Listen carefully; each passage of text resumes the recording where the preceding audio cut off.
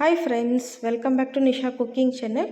ನಾನು ಇವತ್ತು ನೋಡ್ರಿ ನಿಮಗೆ ಬ್ರೇಕ್ಫಾಸ್ಟ್ ರೆಸಿಪಿನ ಶೇರ್ ಮಾಡ್ತಾ ಇದ್ದೀನಿ. ನೋಡ್ರಿ, ಇಲ್ಲಿ ನಾನು 1 kg ರೇಷನ್ ಅಕ್ಕಿನ ನೆನೆ ಹಾಕಿದ್ದೀನಿ. ಅಂದರೆ ರೇಷನ್ ಅಕ್ಕಿಯಿಂದ ನಾನಿವತ್ತು ರೆಸಿಪಿನ ಮಾಡಿ ತೋರಿಸ್ತಾ ಇದ್ದೀನಿ. ಬ್ರೇಕ್ಫಾಸ್ಟ್ ರೆಸಿಪಿ 1 kg ರೇಷನ್ ಅಕ್ಕಿಗೆ ಇಲ್ಲಿ 2 ಸ್ಪೂನಷ್ಟು ಮೆಂತ್ಯ ಕಾಳನ್ನು ನೆನೆ ಹಾಕಿದ್ದೀನಿ. ಆಮೇಲೆ 1/4 kg ಉದ್ದಿನಬೇಳೆ ಹಾಕಿದ್ದೀನಿ. 1 kg ರೈಸಿಗೆ ನಾನಿಲ್ಲಿ 1/4 kg ಉದ್ದಿನಬೇಳೆ ನೆನೆ ಹಾಕಿದ್ದೀನಿ. ಇದನ್ನು ಮೂರನ್ನು ಸಹಿತ ನಾನು 5ರಿಂದ 6 ತಾಸು, ಅಂದರೆ ಬೆಳಗ್ಗೆ ನಾವು 12 ಗಂಟೆಗೆ ಹಾಕಿದರೆ ರಾತ್ರಿ ನಾವು ರುಬ್ಬಬೋದು. ಅಂದರೆ ನಾವು ಮಾಮೂಲು ದೋಸೆಗೆಲ್ಲ ಹೇಗೆ ರುಬ್ತೀವೋ ಅದೇ ರೀತಿ ಇದನ್ನು ಚೆನ್ನಾಗಿ ನೆನೆ ಹಾಕಬೇಕು. ಅಕ್ಕಿ ಚೆನ್ನಾಗಿ ನೆನೆಬೇಕು.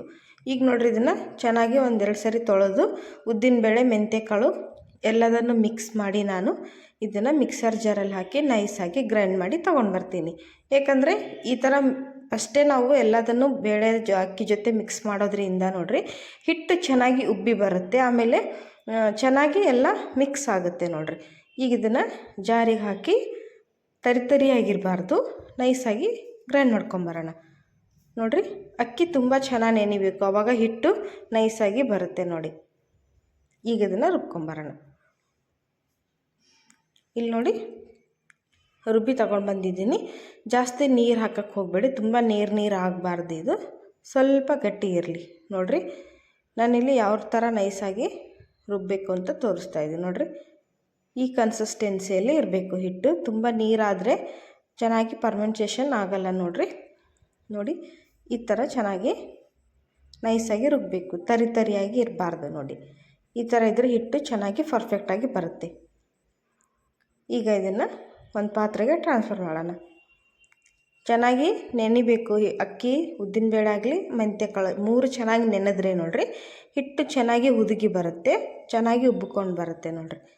ಈಗ ಇದನ್ನು ಒಂದು ಬೌಲ್ಗೆ ಟ್ರಾನ್ಸ್ಫರ್ ಮಾಡ್ತಾಯಿದ್ದೀನಿ. ಇದೇ ರೀತಿ ನಾನು ಮಿಕ್ಸ್ ಮಾಡಿದಂತಹ ಎಲ್ಲ ಅಕ್ಕಿನೂ ರುಬ್ಕೊಂಡು ತಂದಿದ್ದೀನಿ. ನೋಡಿರಿ, ಇಷ್ಟು ಬ್ಯಾಟರ್ ಆಗಿದೆ. ಈಗ ಇದನ್ನು ಒಂದು ಸರಿ ಚೆನ್ನಾಗಿ ಸ್ಪೂನ್ ಜೊತೆ ಮಿಕ್ಸ್ ಮಾಡಿರಿ, ಅಥವಾ ಕೈಯಿಂದಾದರೂ ಮಿಕ್ಸ್ ಮಾಡಿರಿ, ನಡೆಯುತ್ತೆ.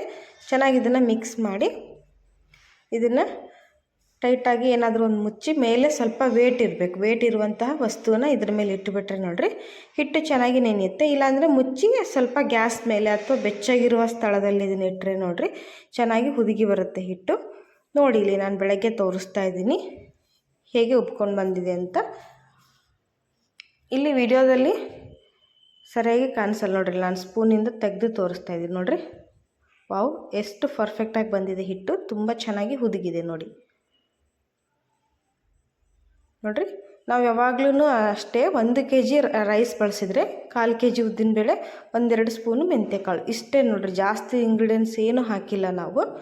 ಎಷ್ಟು ಚೆನ್ನಾಗಿ ಸಾಫ್ಟಾಗಿ ನೋಡಿರಿ, ತರಿಯಾಗಿಲ್ಲ ಹಿಟ್ಟು, ತುಂಬ ಚೆನ್ನಾಗಿ ಬಂದಿದೆ.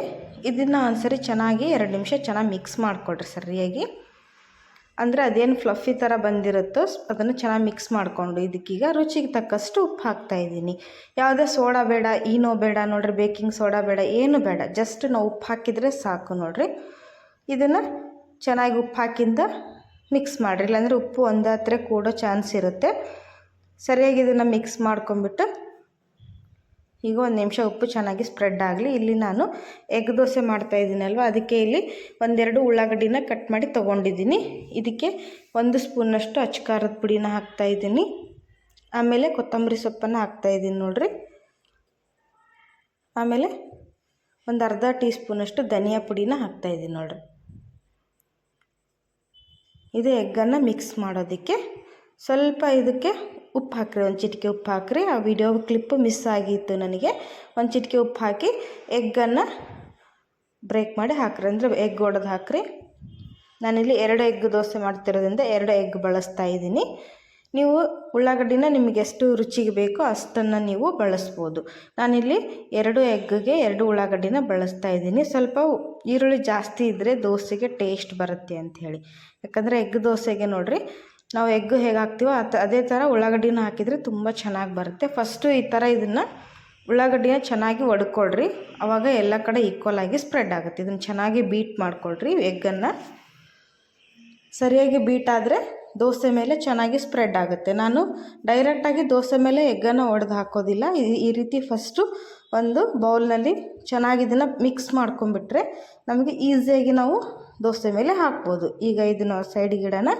ಇಲ್ಲಿ ದೋಸೆಗೆ ಚಟ್ನಿನ ರೆಡಿ ಮಾಡ್ತಾಯಿದ್ದೀನಿ ನೋಡಿ. 1 ಕಪ್ಪಷ್ಟು ಶೇಂಗಾ ಬೀಜ ತೊಗೊಂಡಿದ್ದೀನಿ, ಆಮೇಲೆ ಅರ್ಧ ಕಪ್ಪಷ್ಟು ಪುಟಾಣಿ ತೊಗೊಂಡಿದ್ದೀನಿ, ಹುರಿಗಡಲೆ, ಮತ್ತು ಅರ್ಧ ಕಪ್ಪಷ್ಟು ಕಾಯಿ ತುರಿನ ತೊಗೊಂಡಿದ್ದೀನಿ. ನೀವು ಹಸಿ ತೆಂಗಿನಕಾಯಿನಾದರೂ ಬಳಸ್ಬೋದು. ನಾನಿಲ್ಲಿ ಒಣ ಕೊಬ್ಬರಿ ಹಾಕ್ತಾಯಿದ್ದೀನಿ, ಸ್ವಲ್ಪ ಕೊತ್ತಂಬರಿ ಸೊಪ್ಪು, ಆಮೇಲೆ 3 ಎಸಳು ಬೆಳ್ಳುಳ್ಳಿ, ಮತ್ತು ಇದಕ್ಕೆ ನೋಡಿರಿ ರುಚಿಗೆ ತಕ್ಕಷ್ಟು ಉಪ್ಪನ್ನು ಹಾಕ್ತಾಯಿದ್ದೀನಿ. ಮತ್ತು ನೋಡಿರಿ ಹುರಿದಂತಹ ಮೆಣಸಿನ್ಕಾಯಿನ ಹಾಕ್ತಾಯಿದ್ದೀನಿ. ನೋಡಿರಿ ನಿಮಗೆ ಖಾರಕ್ಕೆ ಎಷ್ಟು ಬೇಕೋ ಅಷ್ಟು ಹಸಿ ಮೆಣಸಿನ್ಕಾಯಿನ ಹಾಕ್ತಾಯಿದ್ದೀನಿ. ನಾನಿಲ್ಲೊಂದು 4 ರಿಂದ 5 ಮೆಣಸಿನ್ಕಾಯಿನ ಹಾಕಿ ಇದನ್ನು ಗ್ರೈಂಡ್ ಮಾಡ್ಕೊಂಡು ತೊಗೊಂಬರ್ತೀನಿ. ನೋಡಿರಿ ಚಟ್ನಿ ಸೂಪರಾಗಿ ರೆಡಿ ಆಯಿತು ನೋಡಿ. ತುಂಬ ಅಂದರೆ ತುಂಬ ರುಚಿಯಾಗಿದೆ. ಈ ರೀತಿ ಒಂದ್ಸರಿ ಚಟ್ನಿ ಮಾಡಿ ನೋಡಿರಿ, ದೋಸೆಗೆ ಪಡ್ಡಿಗೆ ತುಂಬ ರುಚಿಯಾಗಿರುತ್ತೆ, ಸೂಪರಾಗಿದೆ ನೋಡಿರಿ. ಇದನ್ನು ಇವಾಗ ಒಂದು ಬೌಲಿಗೆ ಟ್ರಾನ್ಸ್ಫರ್ ಮಾಡಿ ಇದಕ್ಕೆ ಒಂದು ಸಿಂಪಲ್ ಆದಂತಹ ಒಗ್ಗರಣೆನ ರೆಡಿ ಮಾಡ್ಕೊಳ್ಳೋಣ. ಇಲ್ಲಿ ನೋಡಿರಿ ಕಡಾಯಿ ಬಿಸಿ ಮಾಡಿ ನಾನು ಇದಕ್ಕೆ ಎಣ್ಣೆ ಹಾಕಿ ಸಾಸಿವೆ ಜೀರಿಗೆ ಹಾಕಿ ರೆಡಿ ಮಾಡಿದ್ದೀನಿ ಒಗ್ಗರಣೆ. ಬೇಕಾದರೆ ಕರಿಬೇವನ್ನು ನೀವು ಸೇರಿಸ್ಬೋದು. ನಾನಿಲ್ಲಿ ಸಾಸಿವೆ ಜೀರಿಗೆ ಅಷ್ಟೇ ಹಾಕಿ ಒಗ್ಗರಣೆ ಮಾಡ್ತಾಯಿದ್ದೀನಿ. ಇದನ್ನು ಚೆನ್ನಾಗಿ ಮಿಕ್ಸ್ ಮಾಡ್ಕೊಂಬಿಟ್ರೆ ನೋಡಿರಿ ಸೂಪರ್ ಟೇಸ್ಟ್ ಕೊಡುವಂತಹ ಚಟ್ನಿ ರೆಡಿ ನೋಡಿರಿ. ಎಲ್ಲದರ ಜೊತೆ ಸೂಪರಾಗಿರುತ್ತೆ. ದೋಸೆಗಂತೂ ಹೇಳಿ ಮಾಡಿಸಿದಂಥ ಕಾಂಬಿನೇಷನ್ನು. ಸ್ವಲ್ಪ ಒಂದು ಸೌಟಿಂದ ನೀವು ಇಲ್ಲಿ ಮಿಕ್ಸ್ ದೋಸೆ ಹಂಚನ್ನು ನಾನು ಬಿಸಿ ಮಾಡೋಕೆ ಇಟ್ಟಿರ್ತೀನಿ. ತವ ಆಲ್ರೆಡಿ ಬಿಸಿಯಾಗಿದೆ. ಇದಕ್ಕೆ ಸ್ವಲ್ಪ ನೀವು ನೀರನ್ನು ನೀರು ಚಿಮುಕಿಸಿ ಬಟ್ಟೆಯಿಂದ ಒರೆಸ್ರಿ. ಯಾಕಂದರೆ ಅದರಲ್ಲಿ ನಾವು ಎಣ್ಣೆ ಜಿಡ್ಡಿನ ಅಂಶ ಏನಾದರೂ ಇದ್ದರೆ ಚೆನ್ನಾಗಿ ಹೋಗಲಿ, ಆವಾಗ ದೋಸೆ ಚೆನ್ನಾಗಿ ಬರುತ್ತೆ ನೋಡಿರಿ. ಸ್ವಲ್ಪ ನೀರು ಹಾಕಿ ಇದನ್ನು ಒರೆಸ್ಕೊಳ್ರಿ. ಈಗ ನೋಡಿರಿ ನಾವು ಉಪ್ಪು ಹಾಕಿ ಕಲಸಿದಂಥ ಬ್ಯಾಟರ್ನ ರೆಡಿ ಮಾಡ್ಕೊಂಡಿದ್ದೀವಿ. ಇದನ್ನು ಈಗ ಒಂದು ಸೌಟಿಂದ ನಾವು ದೋಸೆ ಹೇಗೆ ಹಾಕ್ತೀವೋ ಅದೇ ರೀತಿ ಹಾಕಬೇಕು. ಆದರೆ ಇದನ್ನು ತೆಳ್ಳಗೆ ಹಾಕಿರಿ. ಏಕೆಂದರೆ ನಾವಿಲ್ಲಿ ಎಗ್ ದೋಸೆ ಮಾಡ್ತಿರೋದ್ರಿಂದ ದೋಸೆನೇ ದಪ್ಪ ಇದ್ದುಬಿಟ್ರೆ ಅದ್ರ ಮೇಲೆ ಎಗ್ಗು ಹಾಕಿದಾಗ ಇನ್ನೂ ದಪ್ಪ ಆಗಿಬಿಡುತ್ತೆ ದೋಸೆ. ಸ್ವಲ್ಪ ತೆಳ್ಳಗೆ ಸ್ಪ್ರೆಡ್ ಮಾಡ್ಕೊಳ್ರಿ. ನೋಡಿರಿ ಈ ಥರ ತೆಳ್ಳಗೆ ಹಾಕ್ಕೊಳ್ರಿ ದೋಸೆನ. ನೋಡಿ ಈ ಥರ ತೆಳ್ಳಗೆ ಸ್ಪ್ರೆಡ್ ಮಾಡಿಂದ ನಾವು ಬೀಟ್ ಮಾಡಿದಂತಹ ಎಗ್ಗನ್ನು ಇದಕ್ಕೆ ಹಾಕಿರಿ. ಇದರಲ್ಲಿ ನೋಡಿರಿ ಉಪ್ಪು, ಖಾರದ ಪುಡಿ, ಧನಿಯಾ ಪುಡಿ ಮತ್ತು ಕೊತ್ತಂಬರಿ ಸೊಪ್ಪು, ಉಳ್ಳಾಗಡ್ಡಿ ಇಷ್ಟನ್ನು ನಾನಿಲ್ಲಿ ಮಿಕ್ಸ್ ಮಾಡಿದ್ದೀನಿ.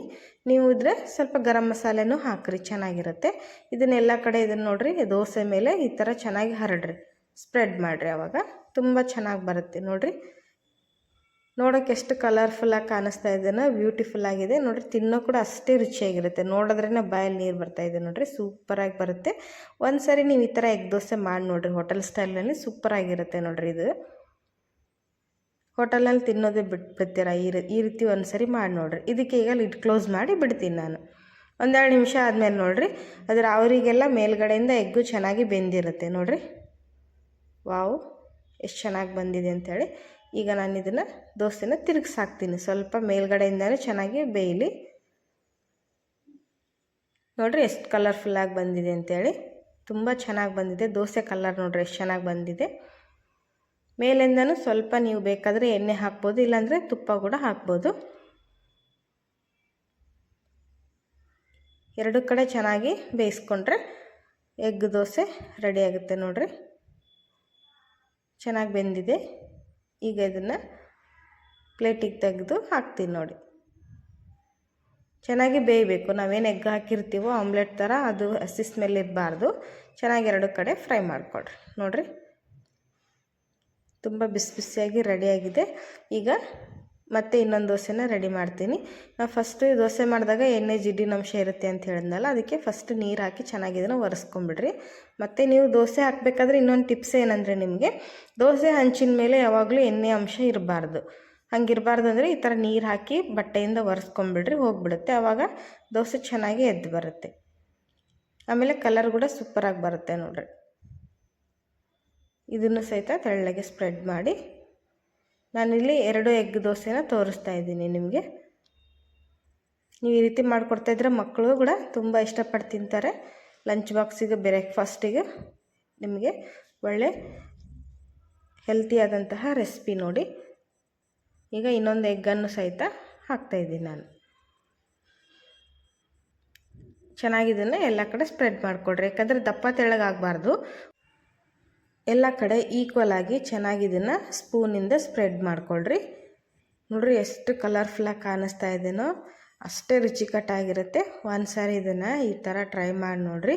ಇದೇ ರೀತಿ ದೋಸೆ ಮಸಾಲ ದೋಸೆ ಆಮೇಲೆ ಬ್ರೇಕ್ಫಾಸ್ಟ್ ರೆಸಿಪಿ ಎಲ್ಲದನ್ನು ನಾನು ನಮ್ಮ ಚಾನಲ್ನಲ್ಲಿ ಶೇರ್ ಮಾಡಿದ್ದೀನಿ. ನಿಮ್ಗೆ ಯಾವ್ದು ಬೇಕೋ ಅದನ್ನು ಹೋಗಿ ನೀವು ಸರ್ಚ್ ಮಾಡ್ಬೋದು. ರೈಸ್ ಐಟಮ್ಸು, ರೊಟ್ಟಿ ಐಟಮ್ಸು, ಬ್ರೇಕ್ಫಾಸ್ಟು, ಸ್ನ್ಯಾಕ್ಸ್ ಎಲ್ಲದನ್ನು ಶೇರ್ ಮಾಡಿದ್ದೀನಿ ಫ್ರೆಂಡ್ಸ್. ನೀವು ಹೋಗಿ ನಮ್ಮ ಚಾನಲಲ್ಲಿ ಸರ್ಚ್ ಮಾಡಿದ್ರೆ ಎಲ್ಲ ವೀಡಿಯೋಗಳು ನಿಮಗೆ ಬರುತ್ತೆ. ನಿಮ್ಗೆ ಯಾವುದಾದ್ರೂ ವೀಡಿಯೋ ಇಷ್ಟ ಅನಿಸಿದ್ರೆ ಲೈಕ್ಸ್ ಮಾಡಿರಿ. ಆದಷ್ಟು ಎಲ್ಲ ರೆಸಿಪಿಗಳನ್ನು ನಿಮ್ಮ ಫ್ಯಾಮಿಲಿ ಫ್ರೆಂಡ್ಸ್ ಜೊತೆ ಶೇರ್ ಮಾಡ್ಕೊಳ್ರಿ. ಹಾಗೆ ನಮ್ಮ ವಿಡಿಯೋಗಳೆಲ್ಲ ನಿಮ್ಗೆ ಇಷ್ಟ ಅನಿಸಿದ್ರೆ ನಮ್ಮ ಚಾನಲ್ಗೆ ಸಬ್ಸ್ಕ್ರೈಬ್ ಮಾಡ್ಕೊಳ್ರಿ. ಬೆಲ್ಲೈಕನ್ನ ಪ್ರೆಸ್ ಮಾಡಿ. ಯಾಕೆಂದರೆ ಬೆಲ್ಲೈಕನ್ ಪ್ರೆಸ್ ಮಾಡೋದ್ರಿಂದ ನಾನು ಹಾಕೋ ಡೈಲಿ ವಿಡಿಯೋ ನೋಟಿಫಿಕೇಷನ್ ನಿಮಗೆ ಬರುತ್ತೆ. ಆವಾಗ ನೀವು ಈಸಿಯಾಗಿ ರೆಸಿಪಿಗಳನ್ನು ನೋಡ್ಬೋದು. ನೋಡಿ, ಎರಡು ಕಡೆ ಈ ದೋಸೆಯನ್ನು ಚೆನ್ನಾಗಿ ಇದನ್ನು ಫ್ರೈ ಮಾಡ್ಕೊಂಬಿಟ್ಟು ಇದನ್ನು ನಾನು ತೆಗಿತಾ ಇದ್ದೀನಿ. ನೋಡಿ, ತುಂಬ ಅಂದರೆ ತುಂಬ ಚೆನ್ನಾಗಿ ಬಂದಿದೆ. ಇವಾಗ ನೋಡಿರಿ ಬ್ರೇಕ್ಫಾಸ್ಟಿಗೆ ಸರ್ವ್ ಮಾಡೋಣ. ಇಲ್ಲಿ ಚಟ್ನಿ ಕೂಡ ರೆಡಿ ಇದೆ. ಚಟ್ನಿ ನೋಡ್ರಿ ತುಂಬ ರುಚಿಯಾಗಿ ಬಂದಿದೆ. ಒಂದು ಸಾರಿ ಈ ಥರ ನೀವು ಟ್ರೈ ಮಾಡಿ ನೋಡಿರಿ. ಎಲ್ಲ ಬ್ರೇಕ್ಫಾಸ್ಟ್ ರೆಸಿಪಿಗೆ ಇದೇ ರೀತಿ ಚಟ್ನಿ ಮಾಡ್ತೀರಾ ನೀವು. ಇಡ್ಲಿಗೆ, ದೋಸೆಗೆ ತುಂಬ ರುಚಿಯಾಗಿರುತ್ತೆ. ನೋಡ್ರಿ, ಇಲ್ಲಿ ಬಿಸಿ ಬಿಸಿಯಾಗಿದೆ ದೋಸೆ. ಒಂದು ಸಾರಿ ಈ ಥರ ಟ್ರೈ ಮಾಡಿ ನೋಡಿರಿ. ನೋಡಿದ್ರೆ ಬಾಯಲ್ಲಿ ನೀರು ಬರ್ತಾ ಇದೆ. ನೋಡ್ರಿ, ತುಂಬ ಚೆನ್ನಾಗಿದೆ. ಬಿಸಿ ಬಿಸಿಯಾಗಿ ಈ ಥರ ಮಾಡ್ಕೊಂಡು ತಿಂತಾ ಇದ್ರೆ ತಿನ್ನೋರು ಒನ್ ಮೋರ್ ಅಂತ ಹೇಳ್ತಾರೆ. ನೋಡಿರಿ, ಹೋಟೆಲಲ್ಲಿ ತಿನ್ನೋದೇ ಬಿಡ್ತೀರಾ. ಹಾಗಾದರೆ ತಡೆಯೋಕ್ಕೆ ಈ ಥರ ನೀವು ಎಗ್ ಮಸಾಲ ದೋಸೆನ ಮನೆಯಲ್ಲೇ ಮಾಡ್ಕೊಂಡು ನೋಡಿರಿ ಹೇಗೆ ಬಂತು ಅಂತ ಹೇಳಿ ತಿಳಿಸಿ. ಈ ರೆಸಿಪಿ ವಿಡಿಯೋ ಏನಾದರೂ ನಿಮ್ಗೆ ಇಷ್ಟ ಅನಿಸಿದ್ರೆ, ಇದರಿಂದ ನಿಮ್ಗೆ ಏನಾದರೂ ಯೂಸ್ಫುಲ್ ಅನಿಸಿದರೆ ಎಲ್ಲರಿಗೂ ಈ ವಿಡಿಯೋನ ಶೇರ್ ಮಾಡಿ, ಲೈಕ್ಸ್ ಮಾಡಿ. ನಾನು ನೋಡ್ರಿ ಇಲ್ಲಿ ಚಟ್ನಿ ಜೊತೆ ಟೇಸ್ಟ್ ಮಾಡಿ ಹೇಳ್ತಾ ಇದ್ದೀನಿ ಹೇಗೆ ಬಂದಿದೆ ಅಂಥೇಳಿ.